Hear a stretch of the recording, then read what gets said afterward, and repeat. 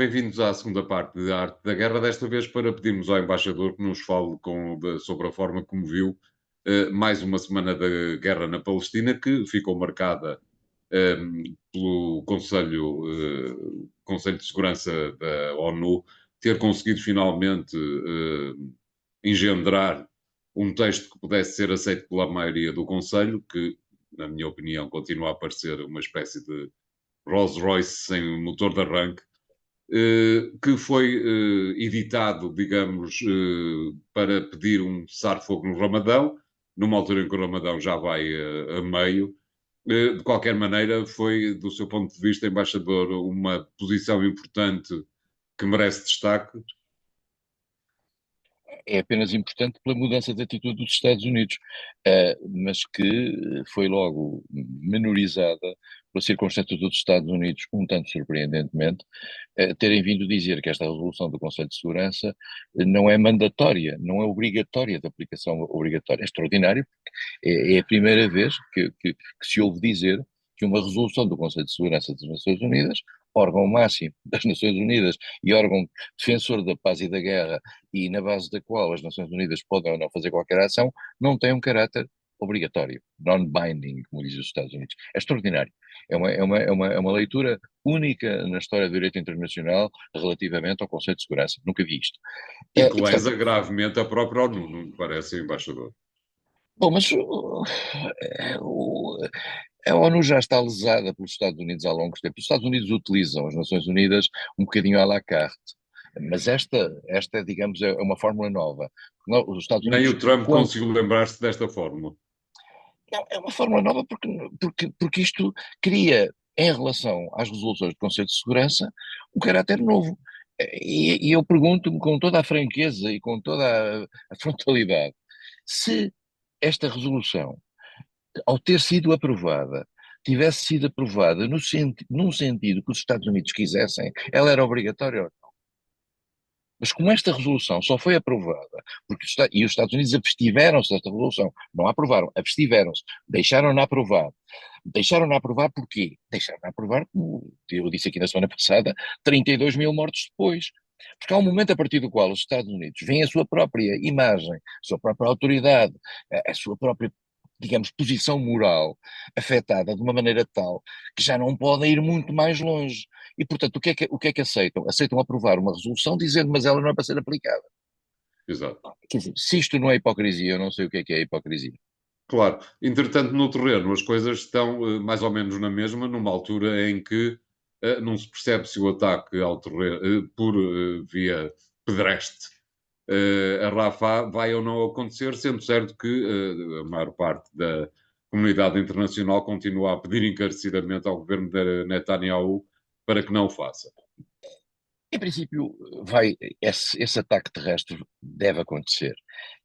O próprio ministro da Defesa israelita disse-o claramente, e os Estados Unidos, eh, ao, ao aceitarem um pedido de cessar-fogo que não vai ser imposto, estão, no fundo, a dar a mão a uma ação israelita mais musculada até ao fim.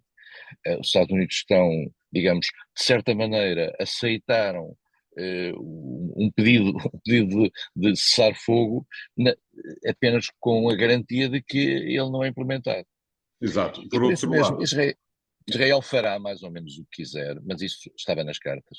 claro, de alguma forma, esta resolução, que não é bem uma resolução, é uma opção, digamos, acaba por minar completamente, digo, pergunto-lhe se acha que sim ou que não, de minar completamente os esforços de paz, de cessar fogo, encabeçados pelo Qatar e pelo Egito, não lhe parece, embaixador?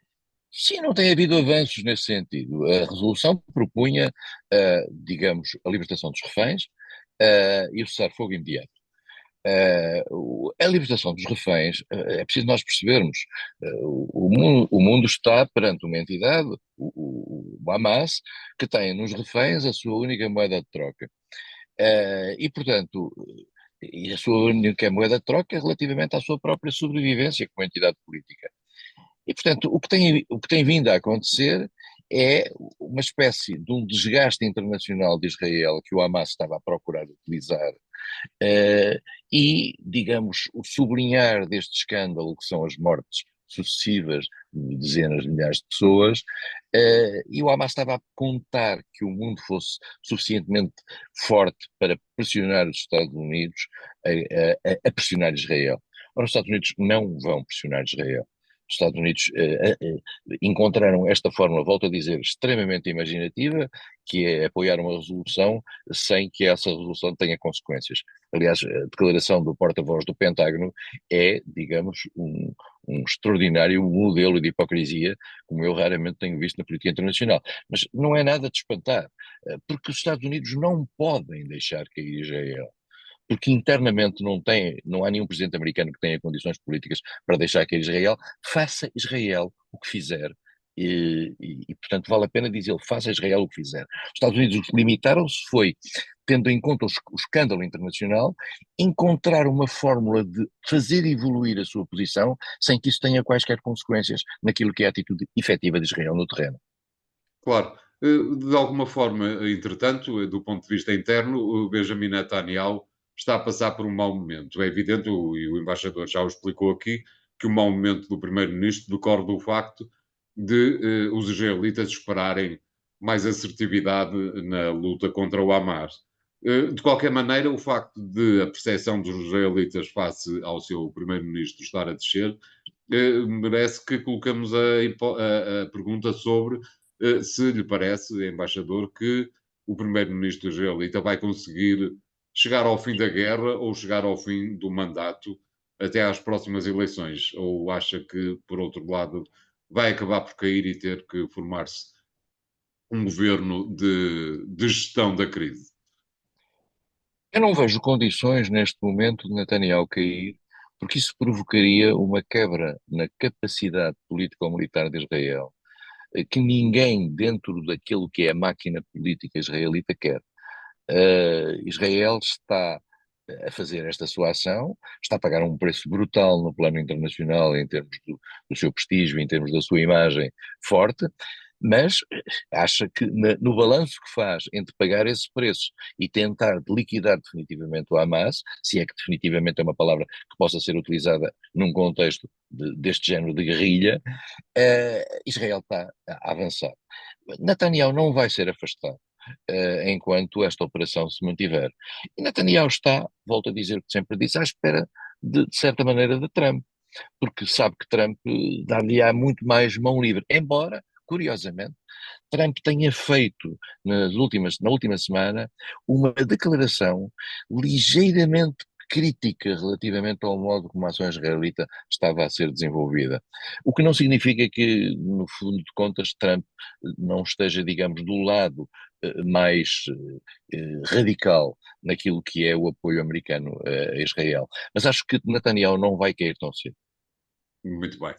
Aqui estamos para ver o que acontecerá nos próximos tempos. Obrigado, embaixador. Vamos fazer aqui o segundo intervalo do programa de hoje. Voltamos já de seguida com o terceiro tema. Até lá.